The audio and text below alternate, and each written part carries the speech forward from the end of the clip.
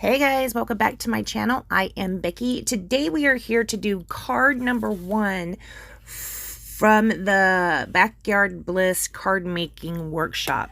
You see right here, all our card pieces are together. That was easy peasy, right? So we have cut them and we have all our pieces together. We're going to go ahead and start by mounting the flower paper on this Papaya cardstock. You can see in the top left-hand corner of your screen what we're going for over there. There's a big list of directions. Down below you get measurements that shows you where you want to put all these pieces. But we are just going to start off doing that with all 4. Now we're going to go ahead and take out these little white daisy rectangular shapes. This is going to house the sentiment, and you can see on the example and also in the instructions where you put a little swoosh down there, and then we're going to stamp happy birthday over it.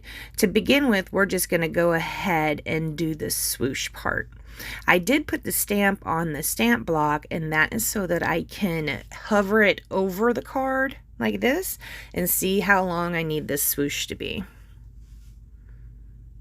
I think I might have picked up the wrong color yellow. You see which one I'm going for? It turns out super bright. It's okay though. Make this one a little longer, and we're going to make this one a little bit longer as well. All right, we'll go ahead and put those over to the side to dry. Then we're going to go ahead and sort our pieces up at the top. We're going to sort out all the banner pieces. You see in the example where there's a little banner cluster underneath the sentiment.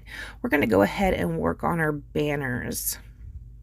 Go ahead and lay them out by color, because the Papaya ones and the Sapphire one, the Sapphire blue ones, both of those different types need to be stamped.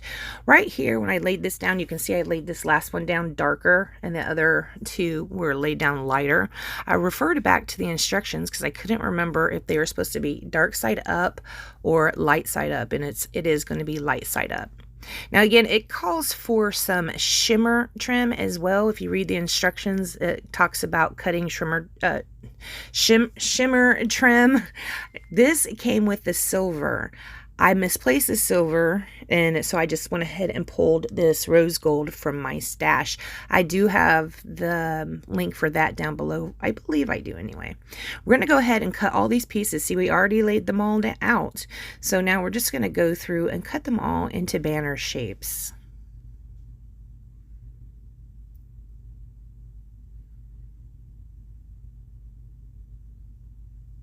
Next, we'll go ahead and get out our stamps, I believe is what we're going to do.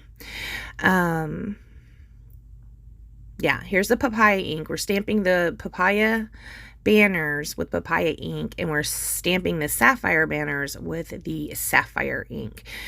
On my stamp block, I'm going to show you that on one side I have one style of a flower, and on the other side I have another style of the flower. See?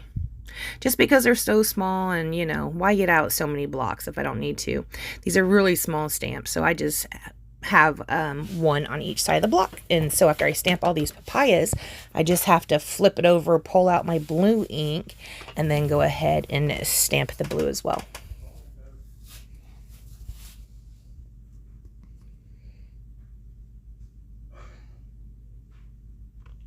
Like so. Very nice.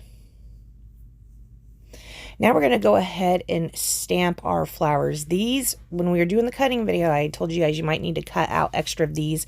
I had a hard time stamping these. Not really hard, but I did mess up a couple because I was stamping them too low.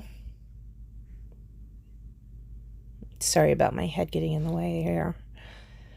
I kept stamping them wrong. I was like, I really need to get on top of this. I literally got on top of it. We're going to pull our little cards back out that we colored the swoosh on, or painted the swoosh on. And we're going to go ahead and ink up our stamp for that. It says happy birthday. I'm just using the black ink by VersaFine. This is actually my preferred black. Love this stuff. We're just going to stamp out happy birthday.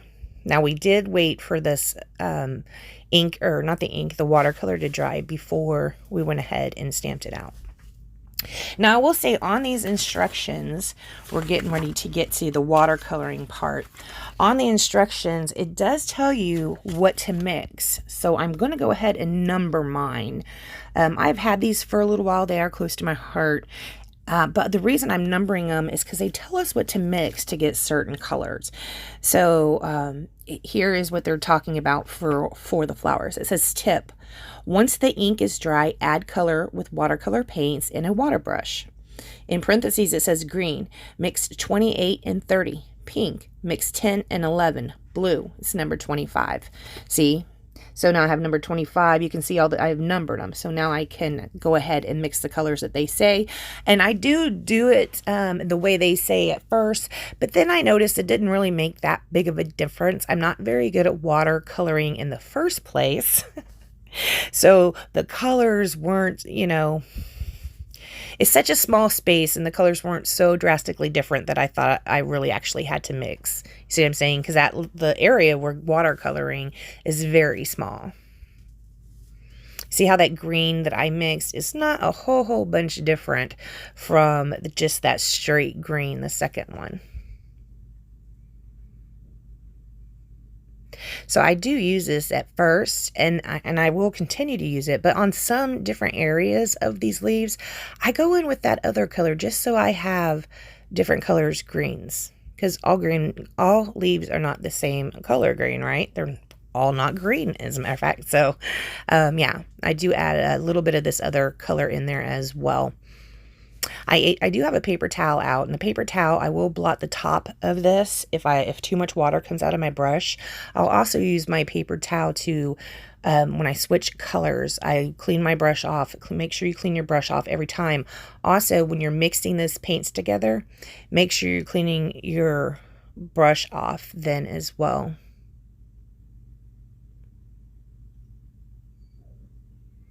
Okay, I think we're going to go ahead and move on to the pink. In the pink, we're mixing, what did it say? 11 and 10. I might not have mixed 11 and 10. Is that 11 and 10? Because that looks more orange than pink. Nope, that was 10 and 11. To me, that came out looking a little bit more peach, but that makes sense because look at it over there on this side. It looks like papaya. So that makes sense. That color makes complete sense to me. But when I put a little bit more of that light color in, and it changed it to look a little bit more like peach. Going forward on the other ones that I do, I might not mix, so we'll see what happens. I do believe every card we do does have some type of watercoloring on it. Yeah, every single one of these cards does have watercoloring on it. I don't love watercolor. In fact, I probably might like this a little better if it was markers. I mean, I like to watercolor. I'm just not really good at it, you know. I might have liked this with markers. I do like to play with the markers a little bit better. I don't know. Maybe if you don't want to watercolor, if you get this card kit and you don't want to watercolor, color with markers, color with ink, color it with whatever the heck you want to color it with is absolutely fine. But I did go ahead and do it with the watercolors like Close to My Heart is showing us or showed us to do. Which is great because I do need the practice. So even though I like playing with markers better, I am going for the watercolor because I do need the practice. So this one is just this straight blue directly out of the pan, but it seemed a little dark to me. So I did put some of those in one of the little dips on the other side right here. What are those called? Like a little well. And added a little bit of water to it just to see, you know, or just to kind of get it a little bit lighter.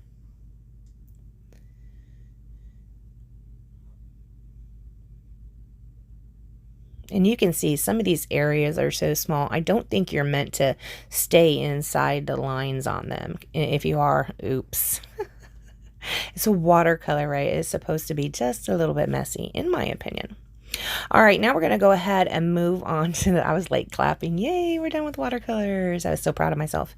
Now we're going on to the blue strip you see going across the little card that we have the sentiment on. This is pretty small. It's about 1/4 inch, which is about how wide that tape runner is, or supposed to be how wide that tape runner is. But I didn't want to make a complete mess, so I am using liquid adhesive for this. Now this one in the cutting video, I did say, look, I messed up the blue. This is what I was talking about. I cut it a little short, and I don't know how I did that. Instead of recutting the strip, I'm just going to trim off this little bit on the side of this card. You can see where you can see how the card example is in the top left. It's not going to hurt anything for it to be a little bit shorter. So here we are going to go ahead and put the little blue piece on all of these sentiment spots. I am using art glitter glue, which is my preferred adhesive. I think I have my Amazon link down below, and I do believe that's on my storefront, possibly. Here we are using double-sided tape. It does call for double-sided tape. Now, in the description with this PDF, it'll say what the additional supplies, and foam tape is 1. The number they gave you for the foam tape was Z1152, which is 3D foam tape, but it's 2mm 3D foam tape. I prefer the 1mm 3D foam tape. So in the comments below, or in the description below, I do have those listed separately. There will be one number, it'll say 3D foam tape, but in parentheses it'll say 1mm, and the other one, the same thing, it'll say 2mm.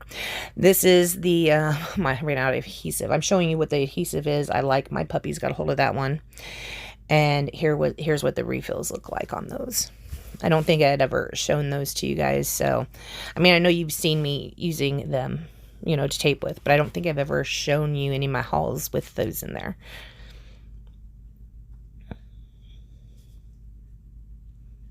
As a close to my heart maker, there's ways where you can get some free product or some 50% off deals.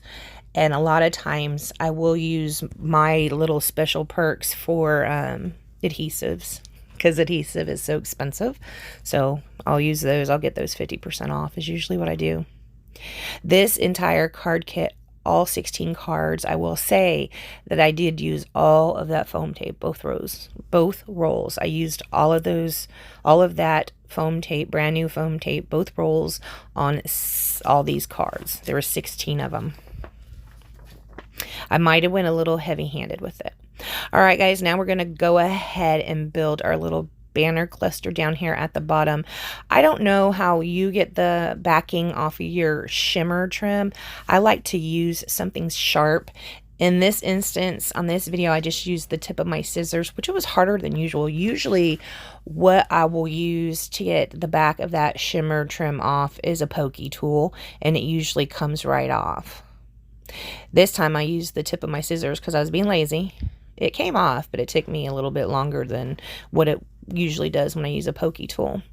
So we're going to go ahead and commit to the placement of all our banners. See, I like to go ahead and lay them down first like I did, so I get an idea of how I like them arranged. They can be arranged exactly the same as the model right there in the picture, right? As the example.